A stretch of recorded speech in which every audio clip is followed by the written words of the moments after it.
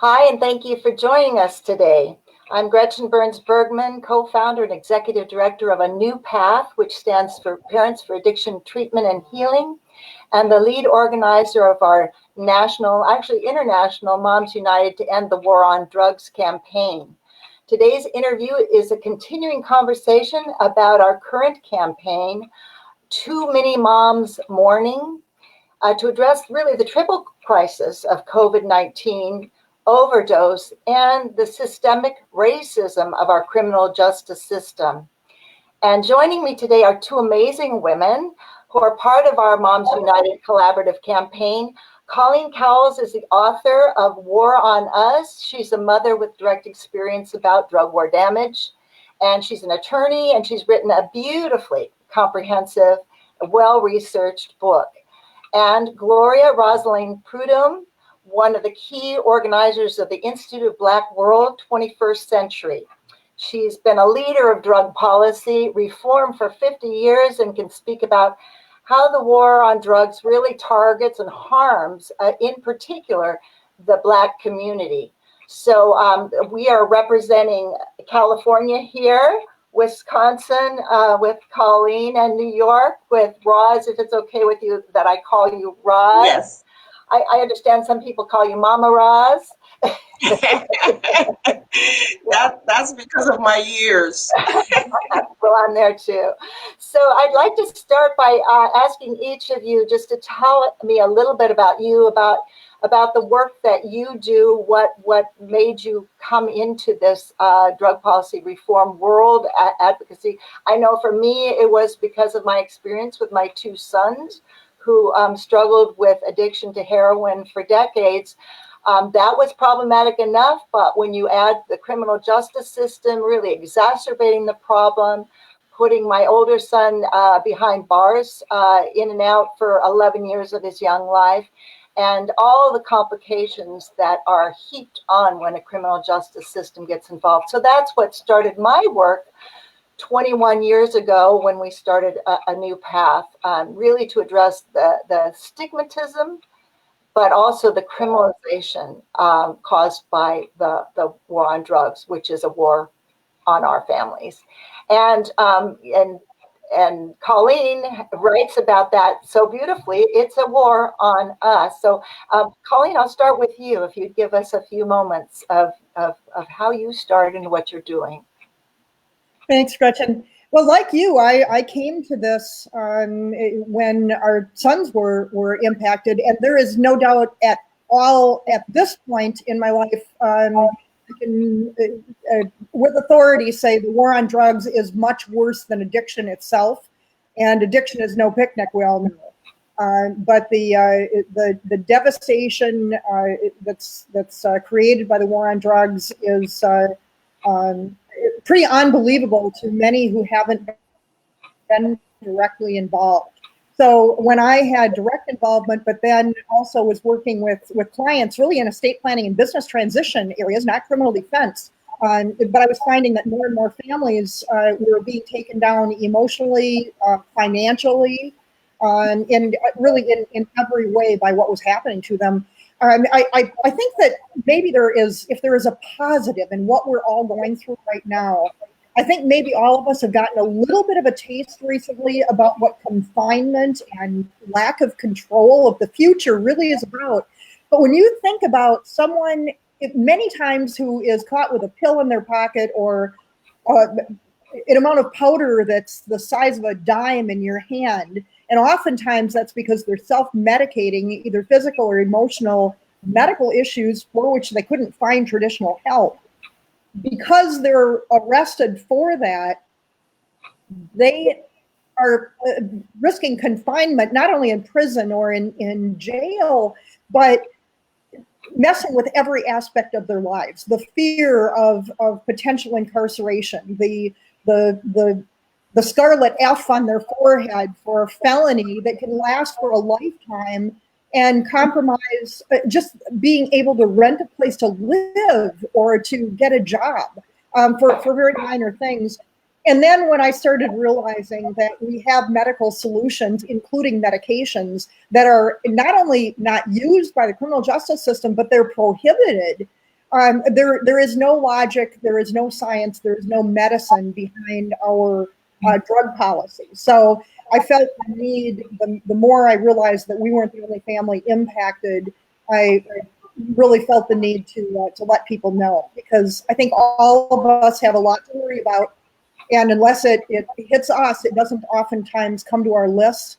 But there's definitely a racial component to this, and we can talk about that as we move forward here.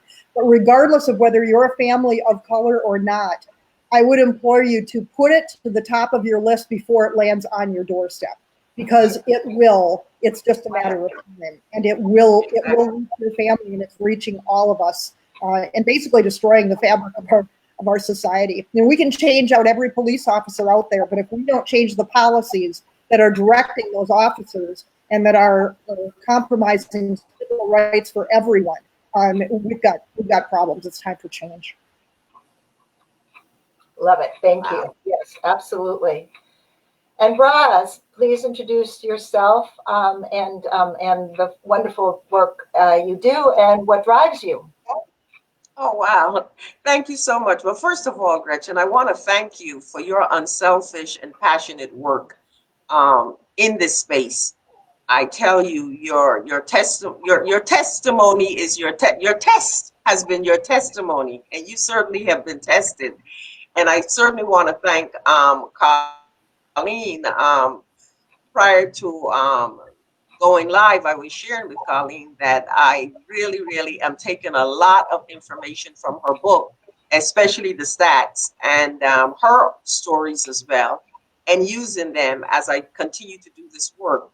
What brought me to this work is over 400 years of seeing the enslavement of people of African ancestry like myself.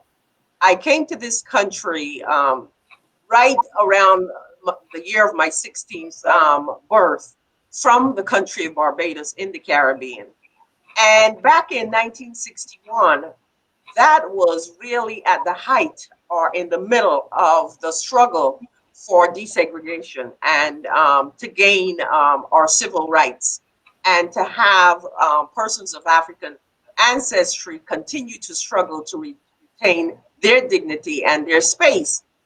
So I started to be very curious as to the disproportionality that I was witnessing in the United States, coming from the Caribbean, in a country where 95% of us look like each other as Africans.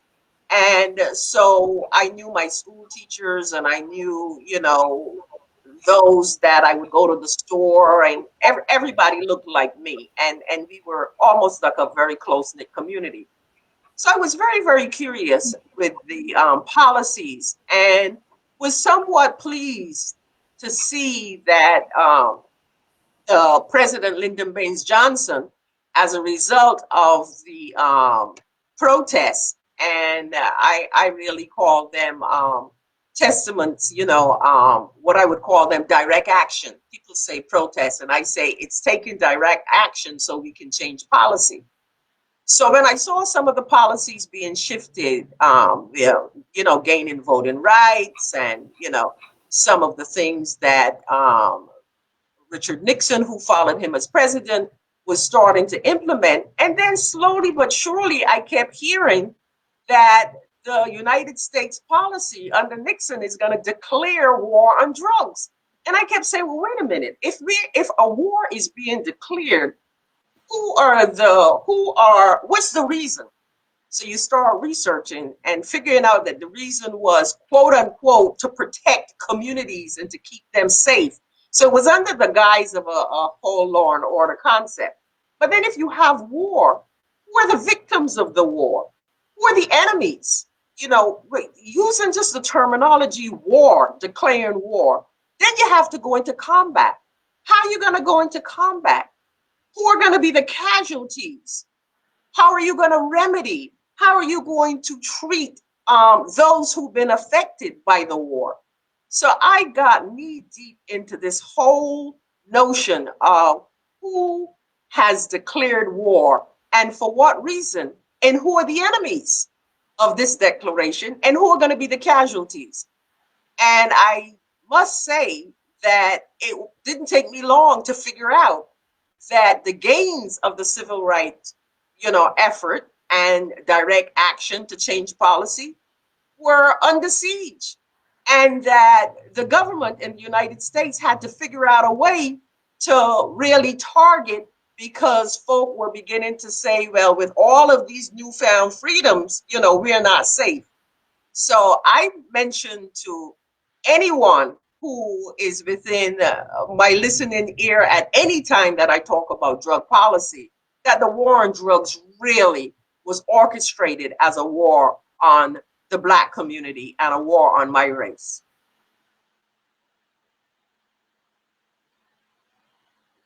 Can't hear you, Gretchen. Oh, Gretchen, your audio's out. Yes, your audio's out, Gretchen. Well, Gretchen gets that audio back. I'd like to read a quote from the Nixon administration to pick up on what you were talking about, Rosalind. This is a quote from Ehrlichman, who was counsel and assistant to President Nixon. So here's what he said about the beginnings of the declared war on drugs. The Nixon campaign in 1968 and the Nixon White House after that had two enemies, the anti-war left and Black people. You understand what I'm saying? We knew we couldn't make it illegal to be either against the war or Black, but by getting the public to associate the hippies with marijuana and Blacks with heroin, and then criminalizing both heavily, we could disrupt those communities. We could arrest their leaders, raid their homes, break up their meetings, and vilify them night after night on the evening news. Did we know we were lying about drugs? Of course we did. But exactly. My point on a lot of that is it wouldn't have been able to continue if the general public didn't somehow think that this was noble. Because I think if people really understood the background of the war on drugs and the decimation of the Black community, but also everyone, we've got 1 in 3 Americans now having a criminal record. So when I started doing the research for the book, the statistics just really astounded me. We have more Blacks in state and federal prisons right now than were slaves in 1850 before the Civil War.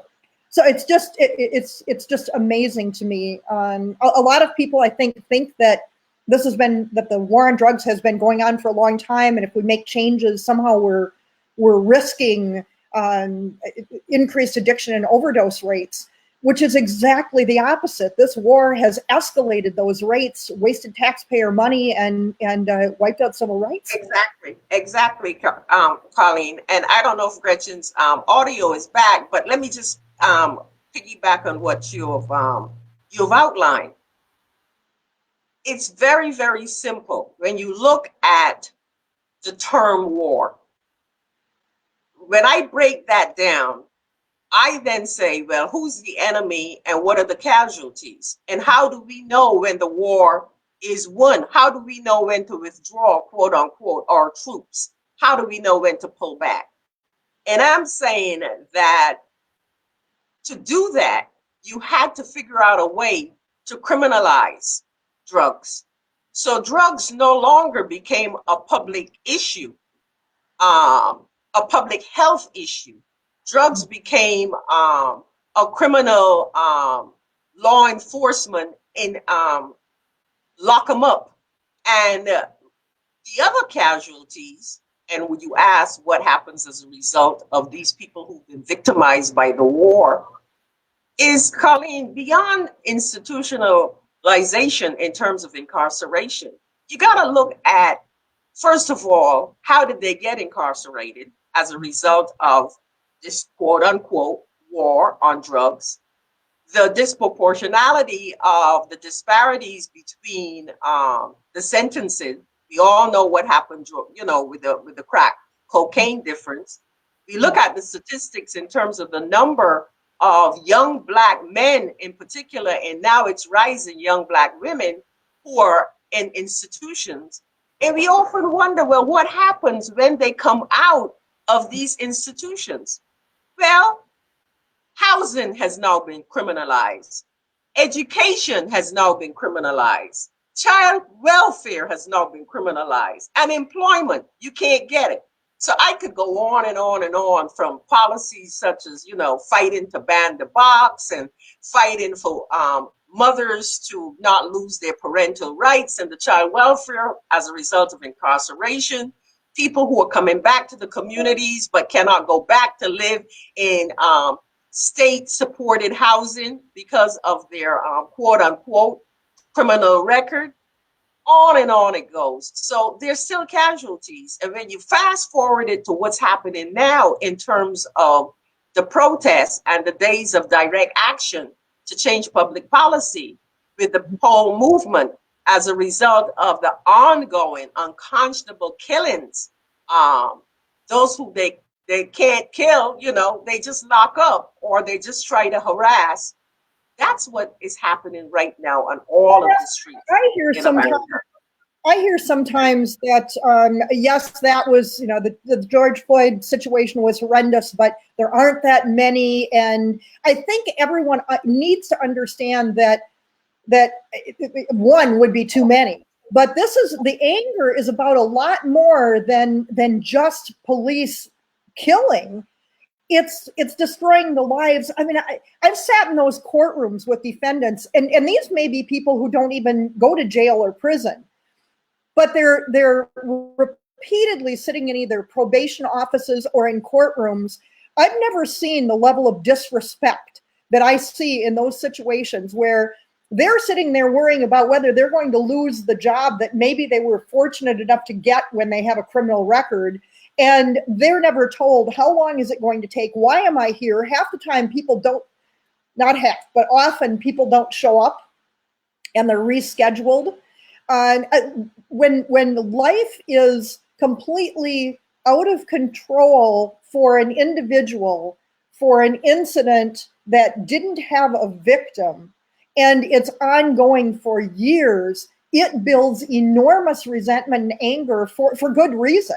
And I don't think that unless someone is sitting in those courtrooms and understanding on the level of what being on probation does to someone, having to ask for permission for anything they do. Most probation requirements make them sign off on the confidentiality of their medical records. So if they go to a counselor to help with an addiction issue, that can be reported back to their probation officer. There's so many levels of this that are so wrong and that the public doesn't understand, that creates the level of anger that we're seeing at this point, that unfortunately is erupting in some ways that then create this black and white line. But there needs to be some understanding of the number of years and the amount of anger that has been building for so many years, and all of the things that need to be changed. Can we hear you, Gretchen? Gretchen's audience. So we'll keep chatting, Colleen. Well, one thing we could talk about. I just wanted to say, when you say so many years, it's 400, and plus years for our race. But let me go back to something that I think that Gretchen will want to post and let her listeners know. A few years ago, I got familiar with a program called Participatory Defense. And I first learned about it through the National Council, led by a powerful sister, Andrea James, called the National Council for Incarcerated and Formerly Incarcerated Women. And if you really Google participatory defense, it's really a front line once a member of your family gets involved with law enforcement. There is a whole trained group of persons within the community who volunteer to work with the caregivers, the people who are connected with this person who is confronted with law enforcement, to kind of like walk them through what to expect from the arraignment all the way up to, like you said, when they get to probation, literally, if they're sentenced and then eventually serve and get out. So I would encourage people to take a look at that program, Participatory Defense, And I know the National Council offers this in several cities. So that may be something that would be of interest. Well, and Gretchen, are you back? I think it's No. no, still not hearing you, Gretchen. I think another thing that's important for parents to understand, so often as parents, we're told if your child has a substance use issue or ends up with, as part of the criminal justice system, kick them to the curb, let them hit bottom. Parents need to understand that this is a very dysfunctional system, that advocating for your child is not a bad thing. And that otherwise we're leaving our children defenseless against a system that will destroy them, and the bottom very well may be death. There is absolutely nothing wrong with, and I would ask parents to really look at what's happening, look behind the curtain, and be there to advocate for your child. We also have things like drug courts that have been promoted as solutions, and in some cases, maybe we're better off with drug courts than having people go directly to jail. But I would really like to promote true answers, and the participatory defense that you talked about, Rosalind, is one of them. Harm reduction methods so that we can keep our kids alive long enough for them to find recovery. Exactly. Not only looking at legalization of drugs, and that's right. Treating, but I would say, Colleen, not only to keep our kids, alive, but going back to my metaphor and my use and trying to understand the it was intentional, the terminology war. Because in war, once you have victims of war, what happened to the survivors? Those who are in communities now trying to just survive. The community, the Black community, has been harmed, egregiously harmed, across all spectrums of systems. Whether you look at the justice system, the educational system, the housing, you pick one, we've been harmed. So then the question becomes, how do you remedy the harm? How do you go back to those communities and try to restore a sense of dignity, a sense of hope? How do you go about healing? And that's how I met Gretchen. I am working with an organization called the Institute of the Black World 21st Century. And one of the programs they have is a group of Black professional organizations who partner and collaborate in what we call the Black Family Summit. And we were able to get a grant from Open Societies Foundation to bring those groups together annually. And then the Drug Policy Alliance was able to help buttress that grant so that we can bring them together and try to figure out, okay, this war continues. This war has devastated and decimated our communities. Now, how do we go about to look for policies that can help repair, to look for programs that can support the repair of the harm? Absolutely. I'm going to test one more time. Can you hear me now? Yes, we can. Yes, we can. We can hear you now. I had to leave and come back, but I've been listening to you, and you're fabulous. I mean, who needed me? I want to go back to something that you said, Roz, earlier about we are the casualties of the war on drugs, right? Yes. And that's one of our Ask Mom about the casualties of the drug war. My son was born in 1971, the same year that Richard Nixon declared the war on drugs. I mean, and that's at that time, this was my first piece of advocacy. Is this your child's future? I mean, I had no idea at that time what this drug war, the kind of damage that it would create over decades, almost 5 decades, right? And so it seems to me, and I think you've been addressing this, I'm sorry because I went in and out a little bit, but how this is such an important time right now. I mean, it's so bad. and with this triple threat, that there is an opportunity, if you will, but an absolute responsibility right now to do something about it and to speak out. And we see the moms in Portland, Oregon, arm in arm to protect their families, and I think across the nation and across the world, really. It's because it's a global issue, but more. I think it's really important too to point out that this has been a bipartisan failure throughout the years. I mean, we have had so much on. I mean, there's been hope with different administrations, but we truly have not seen any significant change. And this has continued throughout administrations, regardless of party. So both parties have failed. And in order to really bring change, we've got to bring everyone together to make everyone in both parties and everywhere in between understand that this is impacting everyone and that it is possible to really make change. I mean, we don't have to reinvent the wheel. I mean, the two of you were in Portugal. I mean, we know that there are successes that have been long-term successes. And once those successes have been implemented, both parties have supported the successes. So we don't have to reinvent the wheel. We can look at what has worked in other places and build on that. And I think we can do that in a bipartisan way, the same way that the failures have been bipartisan. But Colleen, I would say to build on that, one has to really come to a reckoning.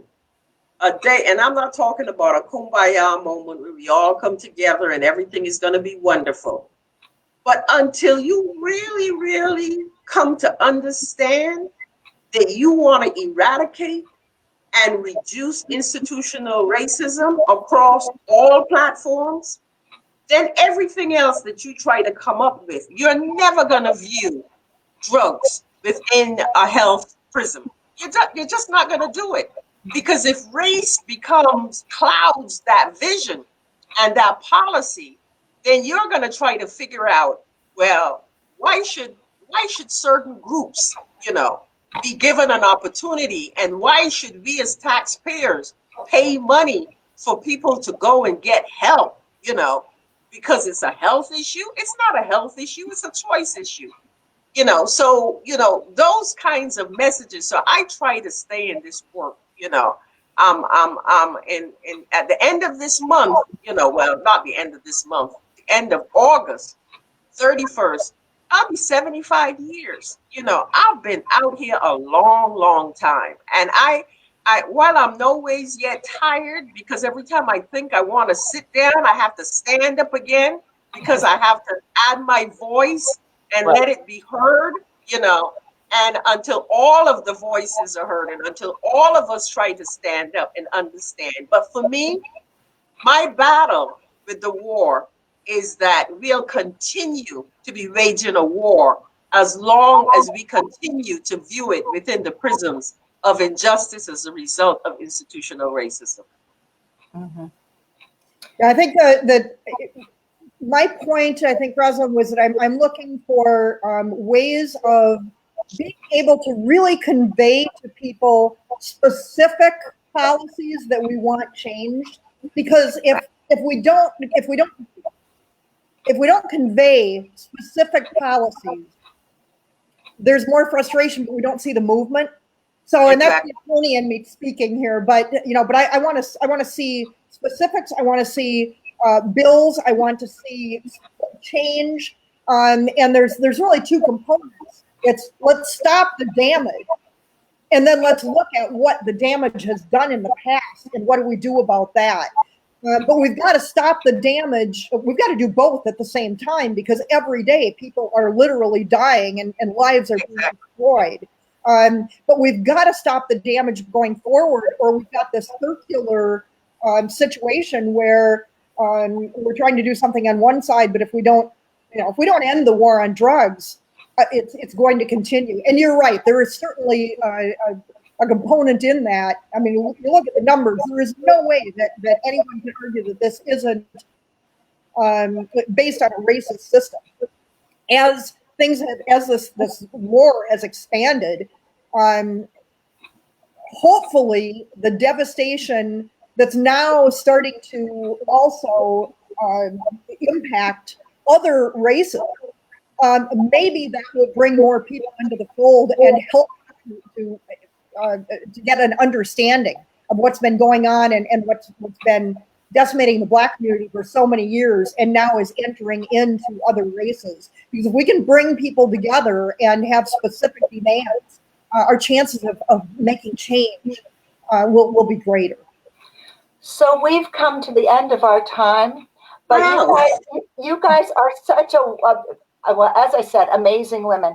But I'm finding myself, despite the technical challenges, feeling really hopeful and at peace, because I believe that together we can make this change. And it makes me have the sense that I'm not the only one shoving the boulder up the hill, that we're all shoving the boulder up the hill together, Yes. right? So please join us. You know that we have a Moms United a Facebook page. We have a New Path Facebook page. We right now are in the middle of this campaign, Too Many Moms Mourning.